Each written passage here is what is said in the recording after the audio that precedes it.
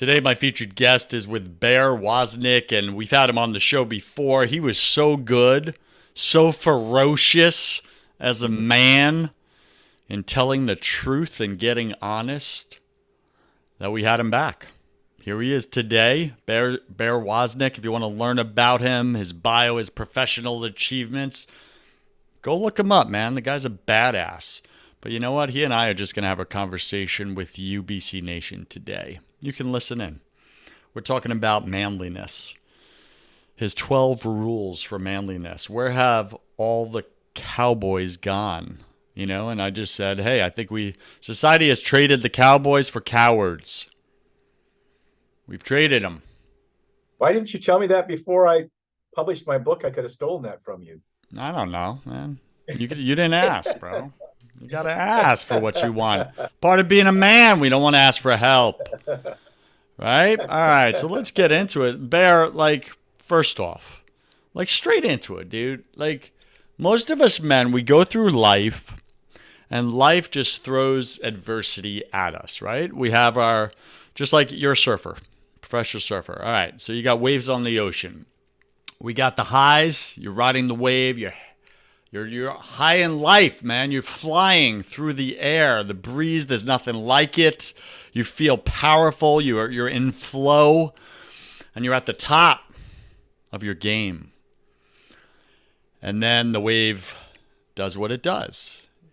It goes down, and you hit the bottom. And sometimes you take a spill, and it hurts. And I grew up on Long Island, and we would body surf a lot, and we would wait for those big waves at Smith Point Beach to crash us on the dirt, on the shore, on the sand. And literally, it just dropped us to sand. Smash! Yeah, and that sand up there is hard. It's hard. And It's it was not soft like, Hawaiian sand. yeah, you're getting thrown on the rocks, right? And we loved it. We're boys. Back when boys were more manly than men today. Back when your bones were a little bit softer. Yeah, exactly, right? We could take it. We get up bruised and scraped and bleeding. We're like, that was amazing. Let's go again. But here's the thing. As men, when adversity comes in our life, we don't have a standard or a code that we use to measure where we are, Mm. how we're doing.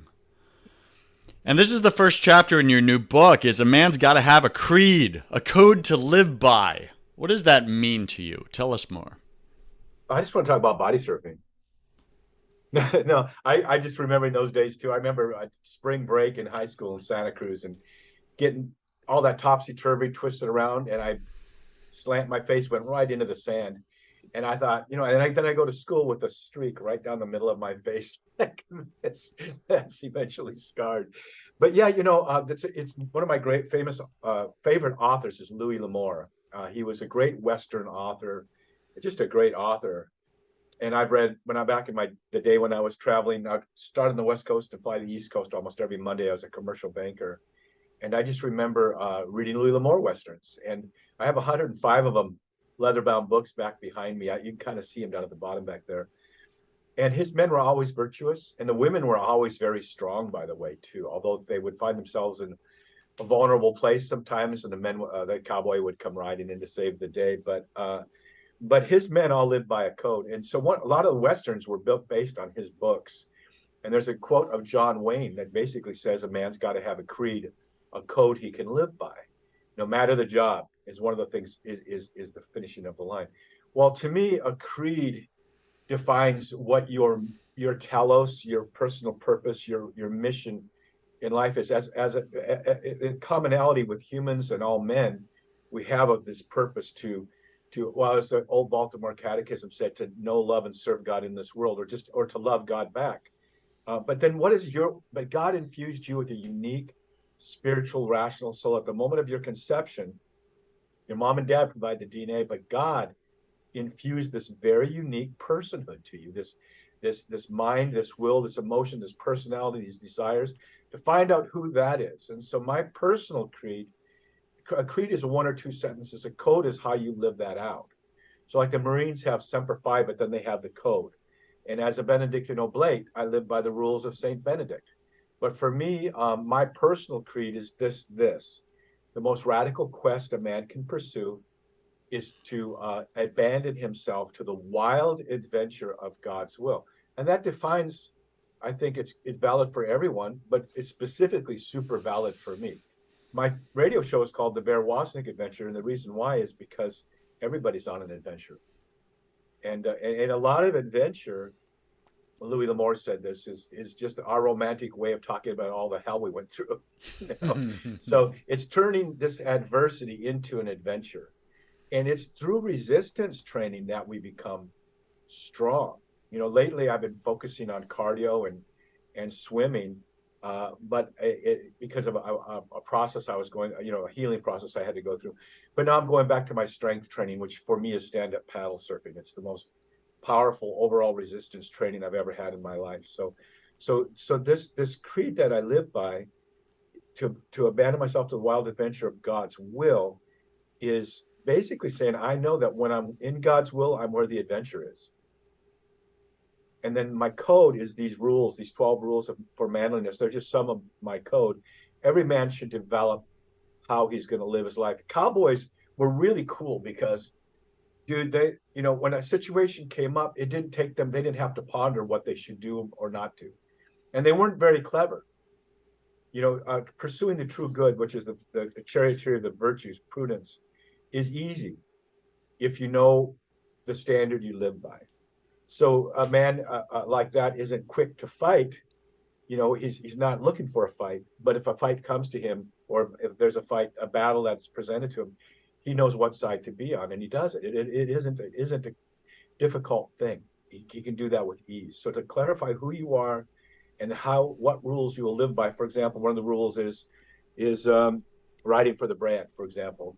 So to know what you live for, how you're going to live that out, it makes life simpler.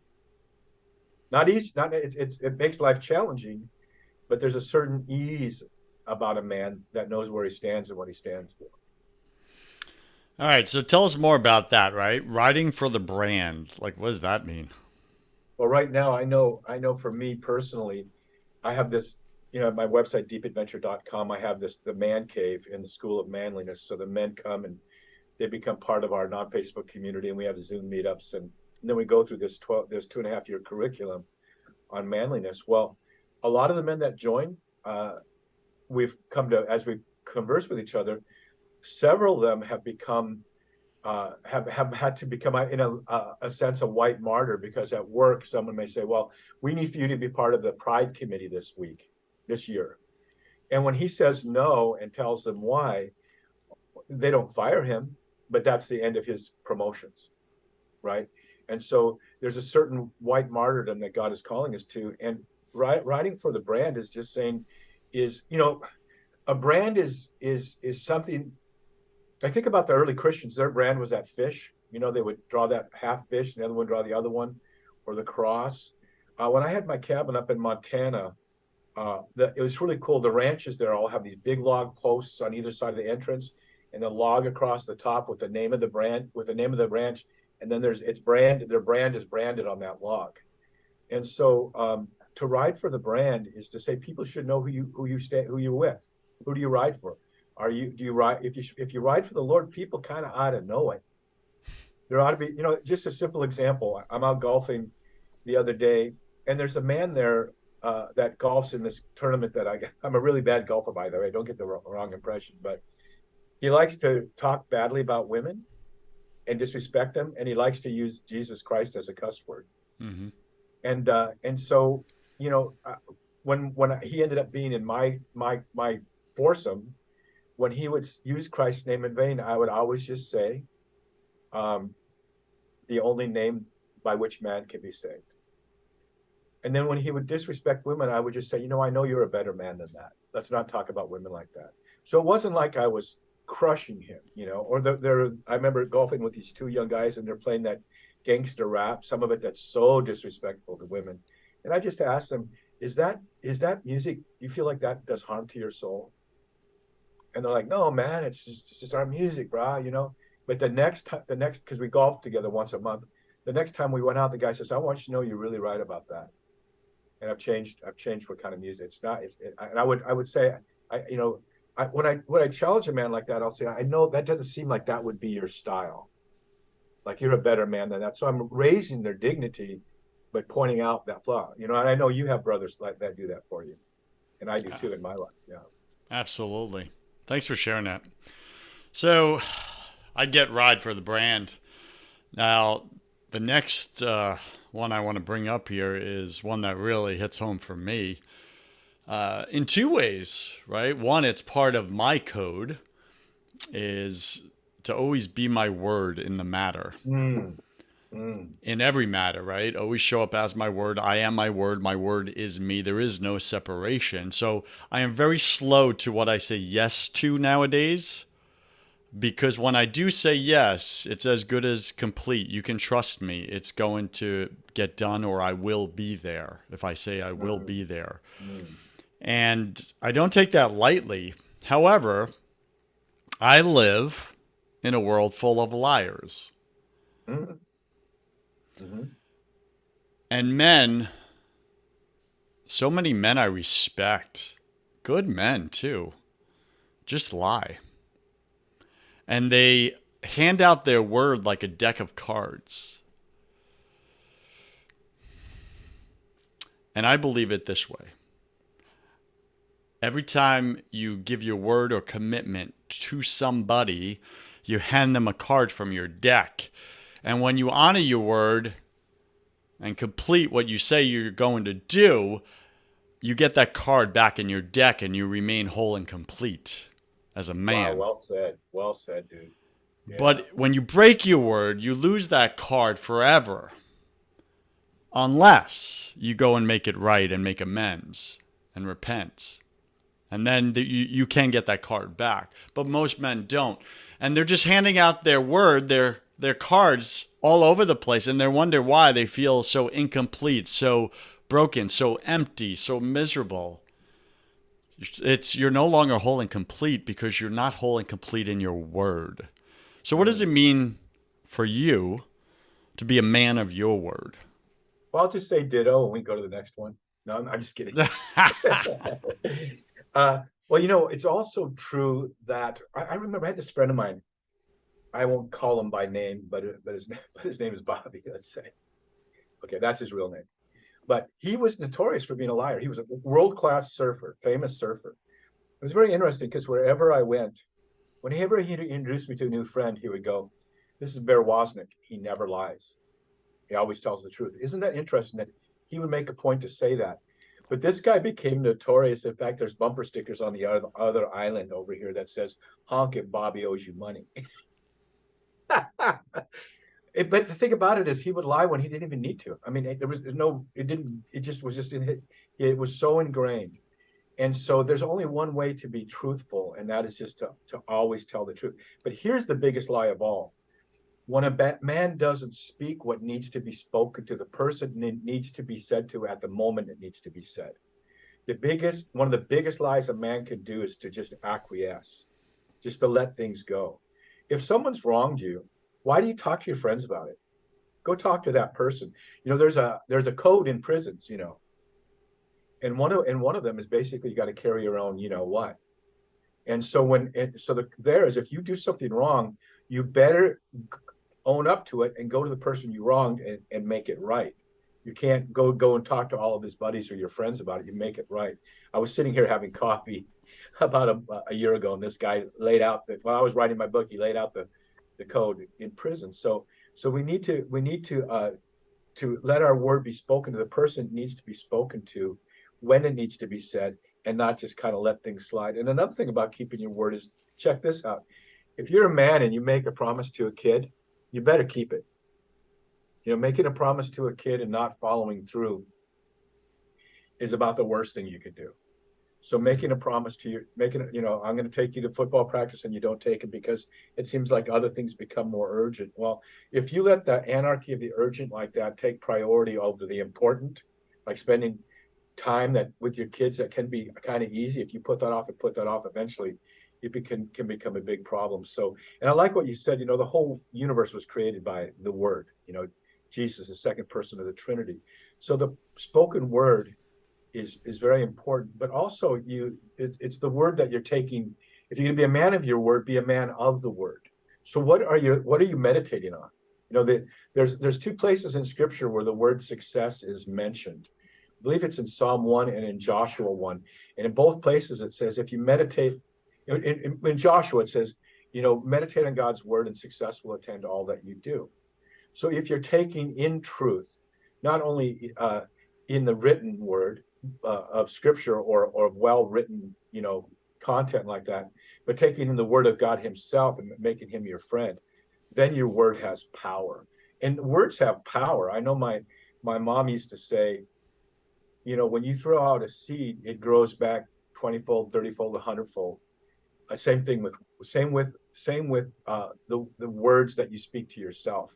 What you say to yourself bears fruit, and it can be negative weeds or it can be something positive. And so in my family, in my youth, my dad was a champion basketball coach and just a really great man. He eventually became a Catholic deacon. But my mother and father, when I in high school, they made a statement: we will not have any negative affirmations in our home. You don't complain. You don't say you can't. You don't say, in my vocabulary, the word try doesn't exist. Either do or don't do it. And so we were really good at saying someone complaining or something. You could sit down and have a real conversation, but a whiner or my mother said she hated wet noodles. It's like there's a wet noodle and you push against it and it just curls up on itself. It has no substance. So being a man of your word uh, and a man of the word is part of my code. Powerful. Being a man also has gotten a bad rap nowadays, especially if a man stands for something, right? He's got a backbone, a spine, and he speaks truth when truth is needed, when he stands up as light in the darkness, and the darkness hates the light and attacks it. What does it mean to be dangerous, to make a stand, as I call it, to Mm. be a dangerous gentleman? Mm. Um, well, there's a statement by John Wayne that you kind of reminded me of. I think it's taken from Lewis Lamore too. It says to be a man, you first have to be a gentleman. First have to be a man, right? Right in that word gentleman is the word man. And so first you have to be a man. And I think there's three levels of danger. There's there's the level of physical danger that a man needs to be able to fight. There's being able to just physically fight. Then there's the standing up for a cause, and then there's also spiritual warfare. But at the basic, to go through those, I think every man needs to know how to physically fight, and he needs to have a certain amount of awareness of danger, right? And have a plan thought out about if there's a home invasion or a car invasion, or how do you walk down a street? Where do you sit in a restaurant? I was talking with Doug Barry a couple of days ago, and reminding him how we went to go the first time we went to have get lunch or breakfast together. We both kind of battled for the alpha chair. It wasn't really a battle. It was just that we were both aware that there's a place you sit where you're able to see any danger coming. But now when I'm with Doug, I know that he's got my back, I've got his back. But when Cindy and I walk down the streets in Waikiki, or any street, there's a certain way we walk. I make sure that if there's a person that doesn't look good, that she'll just naturally just dance. She walks to the other side of me, and I'll say, look behind me. So she'll take a look at me like she loves me. She's just checking out to see what happened to that thug as we're walking by. So there's that kind of awareness. But a man actually should know how to physically fight. Everybody has a different way of doing that, a different nature of doing that. But one of the questions I ask men as soon as they join the man cave is, could you last 2 minutes in a fight? Because most men can't last 30 seconds as far as endurance. You should know how to throw a jab, punch, hook, uppercut, front snap kick, heel kick, side kick. You might want to know how to block a few punches, because if you can just parry a few punches away, you can outlast someone long enough. And then I think what Elon Musk did lately. One of my favorite moves was the walrus. Where you just lay on someone and suffocate them. They can't breathe. But each man should know how to physically fight and have a plan. For some people, that means carrying a weapon of some sort, or having access to one. So that's part of it, is being spatially aware of danger. And of course, the number one weapon is just not to be there, right? But very important. But then there's this area of making a stand in society. For example, in the pro here's an example of a dangerous man, someone that you know is pregnant, not because of you, maybe you're a niece or someone that you know. Are you willing to stand with her and help her through that process? Because most women wouldn't have an abortion if there was a strong man who would stand by them. Are you dangerous enough to stand by that woman? I know several men have done this until that child can be put up for adoption, or the woman decides to keep the child. Another way of being dangerous, a real important way, is just flat out spiritual warfare. Um, do you have the gift of discernment? Can you smell a rat? When you're in a situation, can you sense when there's a demon present? You know, are you are you aware of the spiritual realm? Do you have a now, as an evangelist, I've had this happen on occasion where I'll lead someone to that initial conversion, and a demon will actually cry out, and a little bit of, I would call it, a minor deliverance has to take place. But are you aware, praying over your family? Do you have holy water as you enter your home? Do you understand basically that Satan is a liar and he's a punk and he's a rebel? Are you yourself a rebel? Are you inviting rebellion into your home by being a rebel? Are you submitted to the teachings of the church? Do you attend mass? How about who you work for? So this whole realm of being dangerous goes from the spiritual to the moral, and then to actually getting down. Can you throw a punch? Can you defend? Because the passiveness. Jesus wasn't a pacifist. He took a whip out and he knew how to use it. Whip can hurt you, the person who's using it, if you know how to use it. And so to be able to, a man needs to be willing to fight for himself, even if his.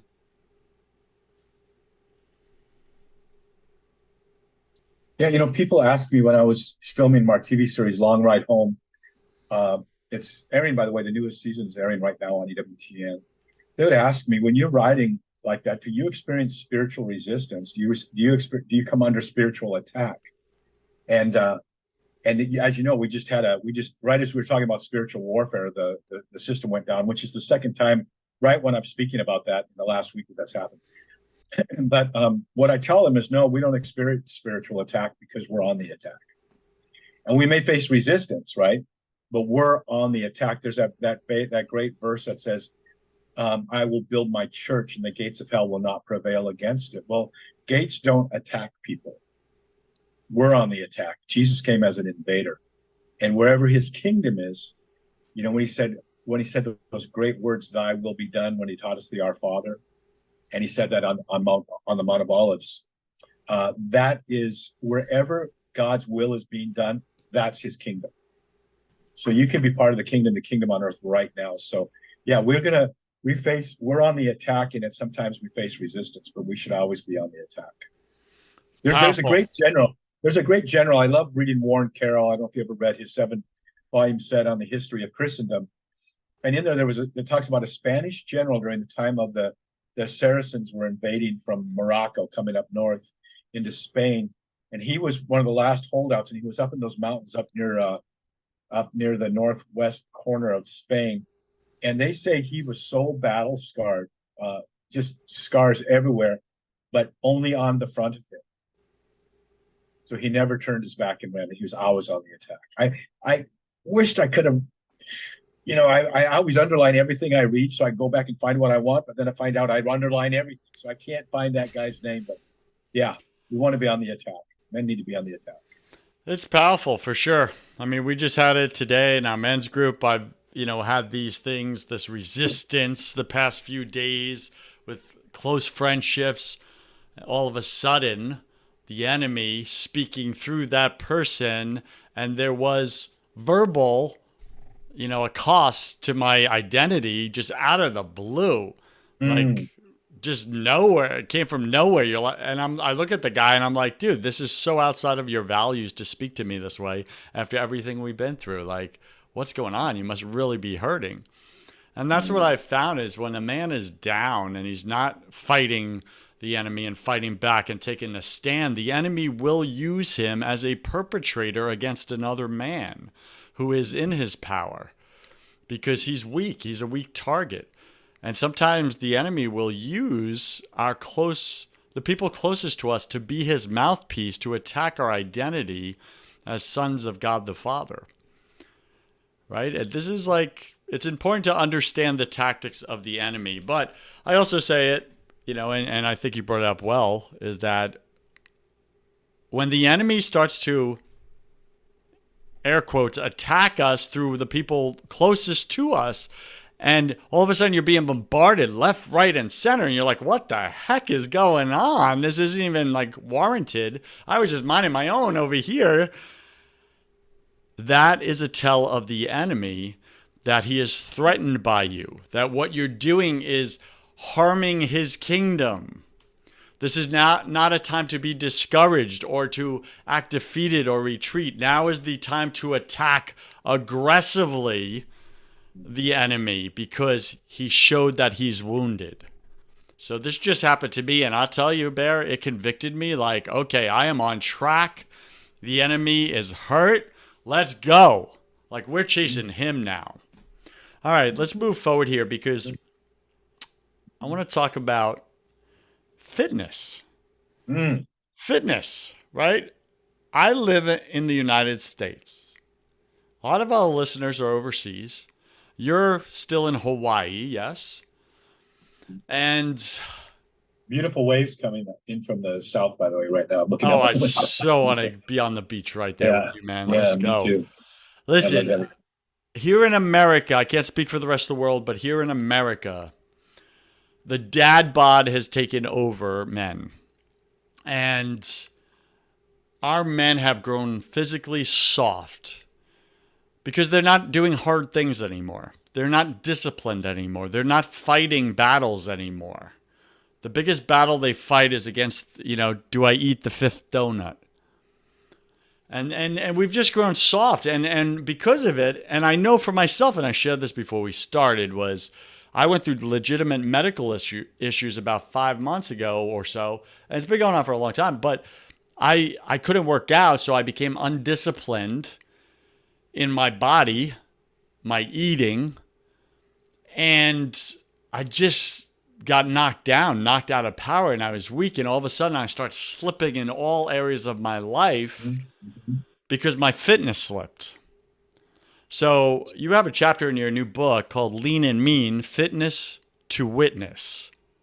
What do you mean by this? Why is this important? Well, this book, 12 Rules for Manliness, Where Have All the Cowboys Gone? It's really like a brother would speak to a brother or a father to her son.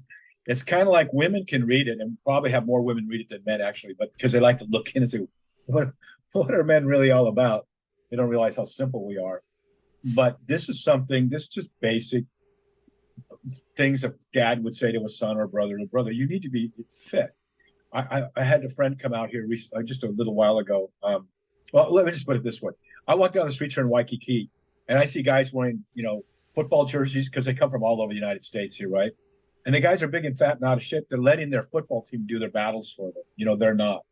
And so, and a lot of people, I want to go learn how to surf, but, I'm not in shape enough to even to go out in the water. And so I look at these and I've seen enough. I walk along Waikiki now, and I'll see places where my friends used to sit, or where they would work, or where they would paddle out. And little by little, some of them are just not surfing anymore. They're taking the easy way out. And when men join my man cave, I'll say, you need to get in shape. And men will lose 30, 40, 60, 80, 100, more than 100 pounds if they stay with us. But they go, well, I need motivation. Well, how about that you're going to be a huge burden to your family if you don't get in shape? How about you're not going to get to see your grandchildren? How about that your life becomes really small? The less physically conditioned you are, the smaller your life becomes. And you know this because you just went through that. And my wife just went through a surgery. She's recovering from it now, but she's an athlete, and her life just got really small for the last few weeks. So being physically fit is a way of working virtue into our life from the outside in. I remember when I was training for my black belts, we used to do assisted push-ups. That's what we used to call them, where someone pushes down on your back while you're trying to do push-up, like they're helping you get stronger. And I remember when I pedaled my bicycle across the United States, um, I did that one pedal stroke at a time. You know, when I paddled my surfboard across the Molokai Channel here, which is the hardest thing I've ever done, it's a 30-mile, one of the most gnarly channels in the world. And the day I did it, it was extremely gnarly. Um, it was one paddle stroke at a time. So it had very little to do with physical. It had everything to do with the active will. And so fitness is a way to build virtue from the outside in. You know, uh, these old martial arts movies where the guy would go away to a Buddhist temple and they would, and they would just fight, train, but it would somehow they translated that into becoming more virtuous as a person because you're training in discipline. So I know that to be true, that when you set physical goals, like I have definite physical goals every day.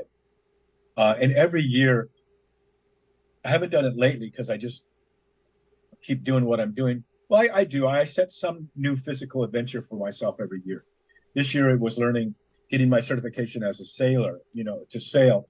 But I know my goal every day is to burn at least 3,500 calories. And I know if I do that, I probably be pretty physically fit. I know that my goal as a man is to push away carbs, sugar carbs that are when I get above 27 grams. And I don't count calories. I count calories that I'm burning. I don't count calories coming in. I just count the number of sugar carbs. Because when you get rid of these sugar carbs, you're not hungry. Your hunger comes from a different place of really being hungry. So I do flexibility training. You can kind of see back down there my Pilates reformer. I make sure I hydrate. I really work hard at trying to get my sleep in, which is hard for me. I have to really force myself to go back to sleep in the morning because I want to get up and work or work out. But having all areas of your physical fitness is saying, thank you, God, for my body. I've had people that when we're filming Long Ride Home, our film crew couldn't do their job because they weren't fit enough to keep up with us. And so fitness is a critical realm, and our body is a gift from God. We know that because Jesus himself became incarnate, took on our body. If you want to know someone who was ripped, it's probably Jesus and Joseph. And the apostles, man, they walked the Roman roads, man. So Jesus probably worked with rock more than with wood. He really wasn't a carpenter. He was a technog. If you go to Israel, there's no wood. There's only one wood house there. It's the prime minister's. So there's a beautiful statue there in Jerusalem, based on the Shroud of Turin, because it's a three-dimensional image. And in this image, you see his wounds and you see all these things, but you see you see muscle. You see he was ripped. So we as men need to be physically fit to perform the mission that God's given us. And besides that, it's, I like to watch lately on these little YouTube videos, there's these people that are doing all these different kind of dances. And I just look what the human body can do, and as a pro surfer, I lift my wife and we tandem surf. That's what I won my world titles in. All these different extreme things she does up there in the air, standing in my hands or doing these beautiful arches or handstands in my arms. And all I do is raise my arm, and surf. She does all these extreme things. And I got to think God takes great delight in those dances on YouTube and that sort of thing that Cindy does when I lift her. He must take great delight in how he made the human body and how when we activate that, it's a way of thanking him for the way he made us, If you Body don't mind mechanics. me, if you don't mind me asking, because I want to take away a lot of men's excuses right now that say I'm too old for this. Mm. What's your age right now? Okay, so I'm going to predicate it by saying this. I still do my 50 miles every week of sand and swim. I tandem surf with my wife at least every week. I stand up paddle surf. And when I do that, my heart rate goes up above 150 for at least an hour and a half. It stays up there because I'm paddling into waves, paddling out through waves. And tomorrow I turn 70. 70, 70. Right, right. And but when I go to, I see people my age, my whole life. I remember coming 3 years out of college and seeing my friends from my football team fat and out of shape. And I go, I'm going to be an athlete my whole life. I made that decision. And I've been very good. I've had great sponsors who've provided me with really great supplements on it. Joe Rogan's company over the years has been my sponsor. I was one of their original goats, I guess they say. But I watch what I eat, and I train. And my wife is a great cook, and I do all of that. And so I don't feel I feel I'm having to work harder at it, but I'm 70 years old and I'm still competing and winning contests, So yeah, but if someone is to the point now where they've let themselves go, there gets to be a point where you can't come back from it. You've ruined your joints. But I always tell people, and this is true from what you just went through. There comes a time when you've been knocked down, right? Every athlete gets knocked down a lot. There comes a point when you have to say, I need to get fit enough so that I need to get in good enough shape so that I can get in shape. Mhm. So I remember when I was training for my first ninja black belt. It was a 6-month test up in the mountains and all kinds of crazy stuff we did. But my sensei said, I want you to start running the mountains. But every day, just run one rock further. So if you're a man and you're totally out of shape, get up and walk to the next telephone pole. And the next day, walk between that telephone pole, the next telephone pole, or one block. But just do, we used to say in the martial arts, you can do one more of anything. So I go by that thing of the one more paddle stroke, one more pedal on my bicycle. So you can as a ninja black belt, our code, our creed is though my enemy have a sword to my heart, I will prevail. And so the way we train is that no matter what position I find myself in, I can win from there. I know Coach Prime says, this coach for Colorado, I dig on so much. He says when he was returning the interception, he said you can always find a seam.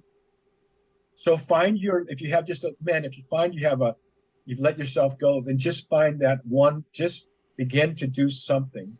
And then I just tell it's really easy. Just start cut your sugar carbs down to 25 grams less, and you won't be hungry all the time anymore. And you get to eat bacon. It's one of the reasons why Ukrainians converted to Catholicism, is bacon. Back in the year, I think it was 600 AD, Vladimir sent out people to go, should I become a Muslim, a Jew, or a Catholic? And then Muslim and Jews weren't allowed to eat bacon. So one of the main reasons he became Catholic. So yeah, so start from wherever you are, though your enemy hold his sword to your heart, you can win from there. So start winning. And you don't have to lose 100 pounds to win.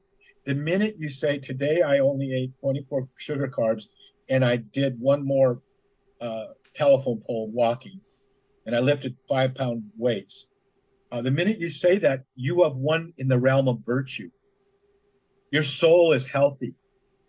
And as we know, virtue is a habit. So the first 30 days and then the first 100 days, and then your body, at first you got to kick your body and say, you're going to get up and you're going to go to work out. But after 100 days, your body's going to go, isn't it 10 o'clock?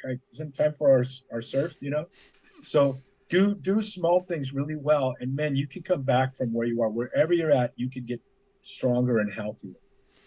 BC Nation, as you're listening right now, Bear is, he's taking away our excuses, right? Especially for the men listening right now. And I shared with Bear before we went live here that I've dealt with 5 herniated discs in my neck. I couldn't even lift my own children. Migraine headaches lasting 3 days throughout the night, just couldn't sleep, right? Like just pretty unbearable, all consuming, couldn't focus at work, just a lot going on, and couldn't work out for 8 months at the gym. So my muscles became, just lethargic, and I lost all my muscle tone. When I finally made the effing decision to stop running from the pain, I don't know how long this is going to last, but I get to decide, is this how the rest of my life is going to be? So I stopped and I said, enough. I'm no longer going to run from pain anymore. I'm going to attack pain. I can't stop adversity. I can't stop pain. It's part of life. But I'm going to go on the attack every time it comes at me. And when I made that decision definitively, and then I went to the gym, and before I went to the gym and got back, I actually did something very adventurous, Bear. I signed up and enrolled for a 2-day beat the crap out of you man camp up in the mountains, like Special Forces style. And I asked my best buddy, who's a Marine colonel and one of the most elite performing athletes at 52 years old that I know. He outperforms all the 20, 30-year-olds. And I said, I need you to come with me on this this 2-day retreat. Well done that you. Yeah, and I was like, I don't want to do it alone, but I need to do this. And he goes, what about your neck and everything, dude? Like, this is going to be like aggressive, painful exercises. I said, yeah, but here's the thing. I'm tired of running from pain. I'm going to intentionally choose it, meaning I'm coming after it. And my only goal was to not quit over those 2 days. Right. Just don't quit. Just don't quit. Crawl, but don't quit. Yeah, that's exactly it. And it was physically exhausting, painful, but I didn't quit. And I made it through. And when I came back from that 2 days in the mountains, I entered my life in a different way. And this is what we're talking about, gentlemen. And I'm 47 years old. And I'm in better shape than most of the guys around me, easily at my church, easily. But I had my own secret struggle, and it was on the inside. Guys didn't know I was in that much pain. Guys didn't know I couldn't lift my own children. Because physically I looked okay. And yeah, sure, I had the dad bod going and the car tire around my midsection. But I didn't want to settle because I wasn't called for that, right? And I was tired of just feeling powerless all the time. So I leaned into the pain, and from the pain, when you intentionally choose it and discipline your body, you pull power from it. And you need that power. You need to get back into power. And you see right here, Bear, I love it. My brand is Shredded Fathers, right? And we started this. I thought I was talking about the early church fathers, and I finally go, I get it. That's about dads. It's for dads, right? And here's what's cool. Here's what's cool. And it's not a promo for it. It's just for like every man listening out there. It's because you brought up Jesus. Like Jesus was shredded.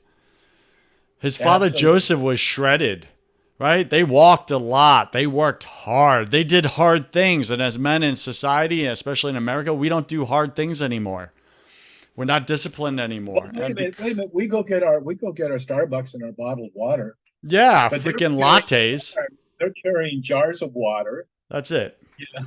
That's exactly it, right? And you know, the first thing, things carved out of rock. They're jars. Yes. So Bear, you got your man cave, right, for your program. I got my Shredded Fathers, and like these are men that have signed up to do life together, and we realize that we are made by God. Body, mind, and spirit. We are triune in his image and likeness. Right. We are 3 parts. And if physically if our physical body is out of shape or undisciplined, it will overflow into our mental toughness. It will overflow into our spiritual toughness. And before you know it, you're slipping like I was. And you're no longer a man. You're a freaking wet noodle, like Bear's mother said so appropriately. So that's the first thing we take on in Shredded Fathers. We get men physically shredded. I had to go first. That's part of my code is you go first. That's what leadership looks like. So I went first, and in the first 100 days, I'm almost at a 6-pack ab. I've never had 6-pack abs before in my life to find where I could see it. And I'm 47 years old. So like I went first, and I'm back in my power physically. And guess what happened? After I attacked the pain, you ready? Bear, 80 to 90% of the pain in my neck has disappeared. Wow. Yeah. You know what? So many people, they go to the doctor, and you got high blood pressure, let me give you some medicine. Or your heart rate's too high, let me give you some medicine. And instead what they need to do is get in shape. And so they've been given a pill which depletes them in other areas. Everything you take like that has its counter effect. And so I'm sorry I kind of jumped on what you were saying, but yeah, the thing we used to say, injury is bad, pain is good. When in martial arts, when we were trained, we learned to inflict pain without breaking something, you know. But also, you know the saying, pain is just weakness leaving the body. And I remember my mom, she wrote this little booklet was on the back of my dad's book, To Climb the Highest Mountain. And we took an excerpt. We took her she had a stroke where she couldn't talk for the last 20 years of her life. She couldn't communicate. But she could say short sentences, still totally cognizant and beautiful. Beautiful. 6 months before that stroke happened, she said, God told me to write a letter to my grandchildren. And we have that 20-page letter. And one of the things she says is to turn and face the lion fears in your life. Can't run from them. You got to turn and face them. And the more you run from a physical disability or anything in your life, the bigger the giant becomes. There's that place in scripture where it talks about the guy running away from a lion, and he finally gets inside his house and he slams the door and he's leaning up against the wall and there's a poisonous viper above his head. So you can't run from it. You got to face it. And if it's a difficulty, whether it's physical or moral or anything else, you have to face your fears, as my mom called them, the lion fears or the challenges in your life. And those are what make you stronger then, right? Amen to that. I was on painkillers and everything just to survive, just to get through another day of the pain when I was running from it, right? And I'll say this to every man listening, and this is sharp language, but I'll say it. F medicine. You need discipline. Right. You don't need medicine. You need discipline, right? And discipline starts with a decision, a definitive decision that your life, you don't want it to look the way it's going anymore. Like you're done with it. Every man can do that. Every man can do it. I mean, I haven't said that. I have a great friend in my neighborhood, Bill. He's a super strong Christian. He fell about 200 feet out of the sky, hang gliding. His glider collapsed in Switzerland. And so he can't survive without painkillers. But having said that, this guy's in the jacuzzi every day. This has been over 25 years now. He pedals his bicycle, probably hundreds of miles each week. He still goes out and surfs and stand-up paddle surfs. And just to get to the surf spot that he and I like to go to, it's about a 3/4 of a mile paddle. And so some people are going to need that medication, but he still fights the good fight. Most people would be gone by now. So using the best of both worlds, but don't use a medicine as a crutch. Your first thing should be just win that one little battle. It's just a bunch of little battles every day. And then when I pedaled my bicycle across the United States, the first 3 miles were hard. Maybe the first 5 miles were hard, just to get the blood flowing. So, but after that, the next 80 miles weren't that bad each day. In your life, it's those first little steps. Whether it's prayer, starting, I'm going to go pray. Oh, I just don't feel like it. But if you start the first Hail Mary or whatever you're praying, then you get the oxygen flowing. So it's really hard when you're out of shape to get in shape, but start just with little things. And if you can only walk 2 blocks, or if you can only walk, a half a mile, then do that 3 times a day. So Bear, we have 12 powerful topics in your book, chapters, and we're not getting through all of them by any means, but I'd like to close this out because we're out of time. Close this out. I got to get you on my show, Joe. I got to get you on my show. Please do. I'll send you an invite. Yeah. Okay. And, I want to close out with chapter 10, Build Brotherhood. Don't be a lone wolf. And I think, your man cave, my shredded fathers, right? These brotherhoods that we've created, safe containers for men to get honest, to tell the truth, to stop battling alone, especially the spiritual battles, to lean on other men, right? To be held accountable, to rise up from their pits, but to do it together. Tell us about that. And I'm going to say this, Shredded Fathers, we have a priest that signed up, ran his credit card and invested, a Catholic priest. And I was like, what brings you here? And he said, man, I'm tired of being out of power. I've lost my voice as a priest, as a shepherd. I just feel I just don't have any power. And physically, like I have a dad bod going on. And it's unacceptable. And I said, you know what? I said, in the Bible, shepherds used to fight lions and wolves. Now our spiritual shepherds, they can't even fight away the all-you-could-eat buffet line, man. This is what we've turned into. So, like, what a heroic shepherd there. Like, he's leaning into his own darkness, taking it on. And he joined a brotherhood, and he said, I've never had anything like this. I've been praying for something like this, a brotherhood like this, for like 17 years. So speak to us about building brotherhood, not being a lone wolf. Join Shredded Fathers. Join Shredded Fathers. I remember about 12 years ago, four of my friends. You got to have a brotherhood. And it can be like a formal group like That Man Is You or Exodus 90. Or something that you form yourself. But I remember we just started texting each other every day.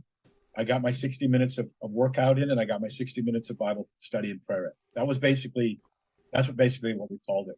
is we would, and then, we would, that text became something that we would pray with each other and talk about things going on. But we're very careful in our relationship that we keep focused not on opinions and being opinionated about things, but we're doers, not just talkers, you know. So brotherhood is very important. When I had my cabin up in Montana, when I first, it was 2 miles from Canada, 1 mile from Glacier Park on the North Fork of the Flathead River, very rugged country, dirt road only, no electricity within 40 miles of 30 miles of where my cabin was. And it wasn't a cabin, it was just raw land. And I remember when I first walked on my 10 acres there, on this ridge line, across this little meadow, there was a wolf. And it was letting me know that this wasn't my land after all, it was his land. He had those, you could see from across, he had those yellow eyes, you know, those crazy eyes. But he looked angry, but he looked a little bit scrawny, you know, he was menacing, of course. I mean, a gray wolf is a big animal. It's a big animal. It's bigger than, I don't know if there's a dog as big as a wolf like that, but I would see that wolf on his land from time to time. As I was building my cabin, I just kind of just a little one-room cabin I was building with two of my sons and my daughter help from time to time. But at one point, I heard someone outside my cabin, which I never saw anybody on my land during the whole time I was there, unless I knew that I knew them or invited them. But this guy was walking along that ridge line, and I went out and talked with him, and he said, "Yeah, I'm a tracker for the Montana University in Missoula. I'm tracking predators." And I asked him, "Well, do you know about this wolf?" And he goes, "Oh yeah, I know that wolf. I'm tracking him. That's a lone wolf." And I said, "Well, it looks angry and it looks a little bit gaunt." And he goes, "Well, that's a former alpha male who was forced out of the pack by a younger male, and so it's a lone wolf, and it's not going to live long. It won't live as long as the members of the pack, because a wolf wants fresh meat. He's not getting a lot of fresh meat. He may be getting their leftovers or rotten meat or something, and so he's not going to live well. So men are not meant. Men like to say, 'Well, I'm a lone wolf.' Well, good luck with that. You know, back in the day, the Amalekites used to hang around chasing Moses all over the desert. They would pick off the stragglers, you know. So Jesus had his pack. He had his 12, and he had his closer buddies, his 3. But we're meant to be in a pack. And so when you're a lone wolf, you're going to get picked off. You're going to be gaunt, and you're not going to be as strong as you could be with brothers. And so if you don't have a brotherhood, then you need 2 other men for it to be a brotherhood, right? Let's have coffee together. Let's have cigar and whiskey, or let's go golf together every week, or let's go hunting. But you need to form that. You can do that in a formal way with shredded fathers, or you can do that informally. But our rule basically when we get together is we don't talk about politics, and we don't talk about necessarily a lot about sports.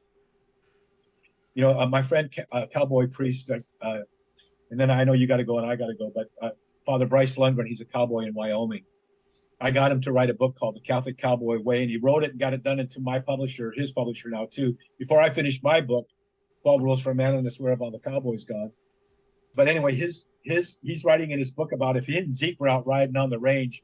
He said to Zeke, "Hey, you know what, Zeke? We need to start being a little bit more transparent and vulnerable with each other." Zeke would take off. He'd ride for the mountains. He'd ride for the next hill. But he said, if I said, "You know what, we need to get more gritty and real with each other," he'd be down for that. And so that's what we need as men. We need to realize to some extent we're all bozos on the same bus. You know, no one's going to be surprised that you're not perfect. And my man cave, we liken it to the cave of Adullam, you know, where all the misfits gathered with David at this cave. You know, it says if they owed money to someone or they're running from the law, and I like to think they're maybe running from their mother-in-law too. I once had a, you know what I'm talking about. But they formed each other, and God formed them into the mighty men of valor. So I'll kind of close with that you need to, if you don't have a brotherhood, that's your fault. God's put men in your lives, and you know who they are, 1 or 2 men, and you need to pursue that relationship and go deep with these guys. Thank you for that, Bear. We're speaking with Bear Woznick today, and just he and I, 2 men having a conversation about what it means to be a man nowadays in a world full of liars and cowards. Where Wow. have all the cowboys gone? 12 Rules for Manliness. That's Bear's new book. Go check it out if that resonates with you. He gave us 4 or 5 of his chapters today, just spoke to it. Hopefully, the Holy Spirit touched you in some way and convicted you. Now it's up to you to make an effing decision and do something. Now, Now, I say now. obedience to God is always immediate. Obedience to God is Wow. always immediate. Yeah, Abraham got up early. Amen to that. So if you're Faith. feeling called to a brotherhood, then go check out Bear Woznick's Man Cave. Bear, where can they find out more about that? Deepadventure.com. And like I said, want to get you on my show. I want to hear more about Shredded Fathers. Awesome. Awesome. And if I resonate with you and you resonate with me, you're listening right now, you could go to shreddedfathers.com and apply for our brotherhood. And we do life, business, and faith together. We meet 3 times a week on Zoom, and it gets we get gritty and and we get very real with each other about what we deal with as men. And I give you tools and teachings that work, that get you the results you're Yeah. looking for, that you just Yeah. don't have on your own. You don't have the right weapons. That's why you keep Right. losing every daily battle. Once you get the Yes. right weapons and the right warriors around you, brother, you become unstoppable. That's what you're missing right now. So Grit and grace. grit and grace. All right, Bear Woznick, thank you for being on Broken Catholic. I wish you God's love, peace, and joy in your life. Go check out his book, 12 Rules for Manliness, if you're convicted to. And if you're in a place right now, brother, where you've been showing up as a coward in your own life, make the switch. Become a cowboy, man. Let's go. Let's do this. Thanks, Bear. Aloha. Thanks, Joe.